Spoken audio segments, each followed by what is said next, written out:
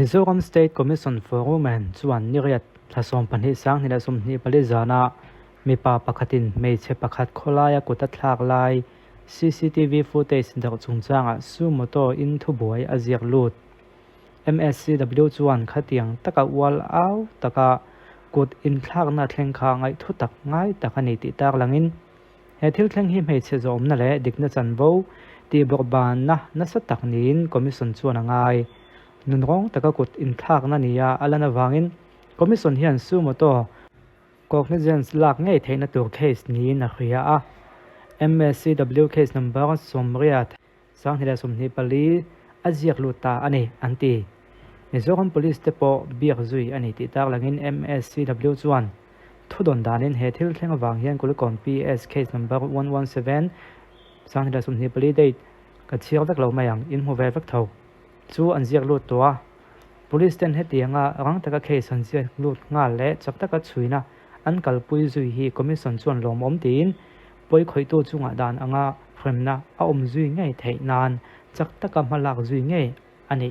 an be sei ani MSCW chuan kutur tu hian en kol zui na amamo MT po hingun taka en zui ngai ti tak langin medical report thatak le fel tak a om thei nan thataka en kol zui ani MT te hi police te hian an ngai event zui zel a be sei ani chung kotam takin kan in bul le avel lang thei tura CCTV kan vuah hi mi pui te himna tan po thil poimo tak ania hetiang thil du om lo thlen chang hian rang taka police khriat tir hi van tlang khotlang ral muan na kan mo phurna ne ti kan khriat zel a poimo hle ati MSCW taklan darin an order mang hian officer in charge kulikon police station chu he thil hen chungchanga he thil thleng chungchanga an malak dan ziaka an hnena women hnena ron thlen tura be sei ania voina tonga chirani sari chungin report thelut tura be sei ani hetiang poi khoina video dak zau tak hian me chetana torna dang a thlen bel thei wangin social media platform phang lo the dak tu te po in video lo didit ram turin MSCW chuan an be sei a video dak zial lo na tura mala zui turin office in charge cyber crime police station po an be sei ani aron tiani he video hi an wangya delete an be sei an du kan ti chuan kan thil mu hian in mi hi a motivate ve theya entirnan movie kan enta mani inti lumna lampang atam view emo khovel pani na thi nu pia lam ram lan tirna atam view chuan khatiang ang thin lung lo nei me kha ava motivate thuna wangin mo amizo tong takin ava cho phura huisen ava pek thuna wangin ti ve mai du na la poi sak lo na khat mi thin lunga siam sak threina chu tiang che chun he video me chachui salai hi atam zo chun khongai thak ang zong kan la mai thia wa khongai thak em kan ti mai thia ama ko chu he tiang poi sak na nei lo le he tiang ti mai du thin lunga khan ava motivate thei tlat mai ni khatiang ti du tuang khana ma kha ava nok phur thei tlat mai chu wang chun a thalo zonga mi te hong thei wangin he tiang video hi delete tur tin thuan kon chuata a thalak chu we hi chu taklan a poilo tunga kangai chun chu kan lak na pona thalak hen tak langa in chungchang kan soi ti lan nan he mi chungchang he ni ti kan khre tangai wangin ma ko chu video chu ke ni chong kan la da lang lo kan chen ra chuan channel danga da lang lo om ni chuan delete kha apoi mo video tunga ngai ani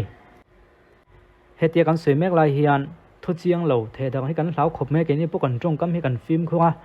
khami kha tiang zo kha nian ro ti pon an ron ti ni pon ni mo kan te kan siam tha mai zela pa ngai takan ron ti chuan iwa mol ve nga ti kha ti khai ron ti ya min ti ro hi chuanin kha tiang vel bo khan ani mo nang poi bo mol ve kan ti let ve le mai thuina ma ro chu puwana report hin ngai tha tiang puwana hi chuan tlak view tu ka ngai ya puwana na ti chwa to chin te chu a him chin tu ka ngai ania ge pon chip chiar da min kan chiar nge puwana special reporter puwana na apos ve thunga chuan me chi hong ta ko thlak to CCTV footage viral to chui zui mek zelan nia am pani hian an phone an switch off ve wangin an chin khre tal ha sa hle ni in thudon ani me che ko thlak to hi silal nun fela kum som hira pani awal no pang ve chama ko wes mi ni in khre tania silal nun fela hi ate lai tong in apa nilavin silal nun fela hi ate lai tong in apu pathara electric department thokte ina oma an tu pa ma ni sen fa pa ang men en thina ni a me chen an hian ngai zong an ni thu don na chuan asoya me chelam hian thren tur point an ti thina an in thren hle thei lo ni nula hi tu kol sau jubilee ron chaka om an ni eo anom na te bo tar lang ro me apu wana ti nia him tu kan ngai kan sir chong ko thani chu an pan hi hian an phone an switch off la da wangin police lam tam bo chui zuin har sa view ria engemaw changin ami pa zawk hian phone a tinungin anu te biak tira heu a that thu le ngai tu mani lo thu soi ni in thu don na chuan an soi avaden ve hetiang hian ron biak tir ma se ami pa hian vona nen chung chu soi tir ni thengem ting chungai tu tel lo thei alan ni chuang lawa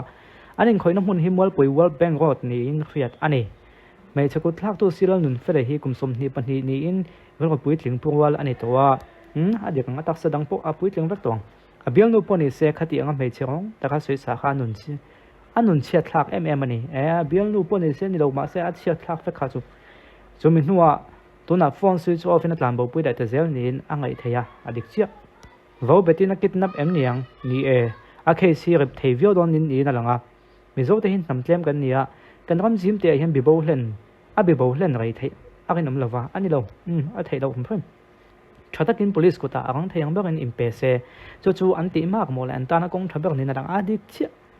hetiam video ten lo na ni chuanin police ko ta impe vat ron se mi pui ko dan thlen chuanin a khem ve no lang chu ni mo a mel hre thei ni sirang chuan o ka van ti tak em pu van o non ti hi mo han pi ve thak cha kan ta mani mai chia hian mai palang lo mul pui ni pon chumi wang ku thlak thalon ta se example mai maya ambuai chan kan khrelawa ka video pakhata khan anin mangai na adai tak wang kan tia kha do tan ni dawa in mangai ni chu dai lo se teng khan ku ten thlak ho lawang kan mangai to tak ta chu ku than thlak ngai lo ma ko chu mai chia na mangai nai ro hi chu la vul thaviau nge ka khrelawa vul to big in gawang dawa he teng thila than tak nu chuan a mel chu fre theini se on tian ti vong mai ni police ne na rang la mai pe se ni dawa mi pui te ku ta alu vai chuan adong ve nu lang ti kha kan theya chu wang chuanin amma lam huna chun lom na tlem chodong khop mai ti kha amma thliang ka han thliang pui hianin sunblast dum tak vu ang mai ngai khia ma thlia ka themani future bright lo khop mai chu wang chuanin a ko pui zon le zel na tu kong a po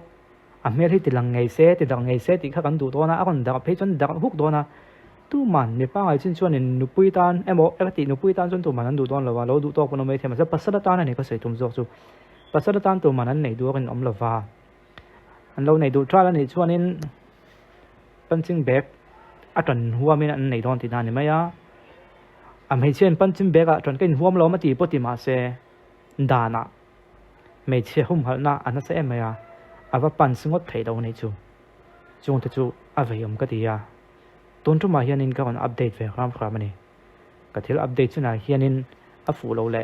thalo o om lo ram ka be se ya ka film kho ania mo in ai hen ka film kho via wang film kho ngai dom te kan film kho lo wang to e do tok phat tiang ka nen ang thin ren mai